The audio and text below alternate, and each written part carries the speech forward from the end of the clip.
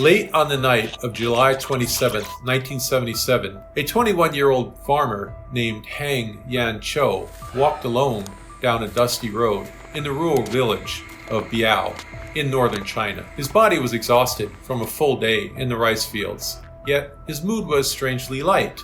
For the first time in his life, the future felt real. He was engaged. After the autumn harvest, he would be married. That night, instead of going straight home, Han detoured to the small brick house he was building for his bride. The walls were up, the roof was finished, only the windows and doors remained. Han ran his fingers along the bricks. They had cost him months of extra labor. He imagined his wife inside, the sound of cooking, the warmth of a shared life. Then, satisfied, he turned and walked the short distance back to his parents' home.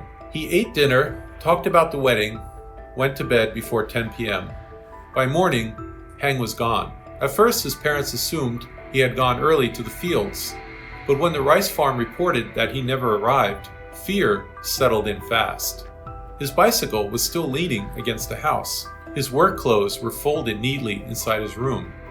Han had vanished on foot sometime in the night, wearing only his pajamas. By midday, the entire village was searching. People rode bicycles to neighboring villages. Others checked his fiance's home. No one had seen him. Biao was an isolated village, surrounded by farmland and dirt roads. There was nowhere to disappear to without being seen. Yet Han was nowhere. 8 days later, a telegram finally arrived. It had been sent the very morning Han vanished.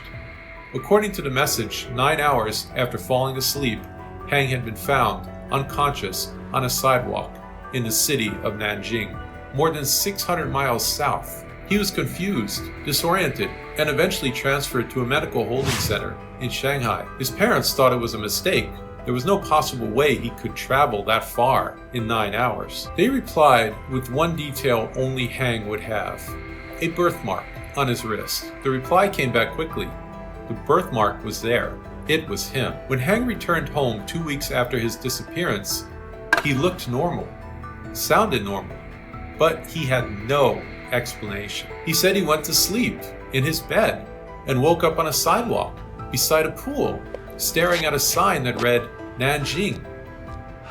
2 men in white uniforms appeared without warning and took him away. That was all he remembered. The village never looked at him the same again. 3 weeks later, Han vanished again. This time, he woke to the sound of high heels clicking on concrete. His face was pressed into the ground. His eyes would not open. The footsteps passed so close, he felt wind brush his cheek. When he finally wrenched his eyes open, the street was empty. A single clock on a building glowed 1 a.m. 2 soldiers approached him. They told him he was at Shanghai railway station. They placed him in a jeep, drove him through layers of fencing and razor wire, walked him straight through guarded checkpoints where no one reacted to their presence. Inside a military headquarters, they shoved him into an office. The officer at the desk drew his weapon immediately. "How did you get in here?" Stop right there. Han turned to point at the soldiers who brought him. They were gone. The door never opened. Alarms exploded across the base. Han was arrested for trespassing in a facility no civilian had ever breached. Days later, he was quietly sent home. 11 days after that, Han disappeared for a 3rd time. When he returned, he claimed the same 2 men had carried him through the sky on their backs, visiting 9 cities in one night. He described weather patterns, street layouts, television broadcasts, all of which later checked out. Information he had no possible way of knowing. To this day, no official explanation exists. Han passed a lie detector test.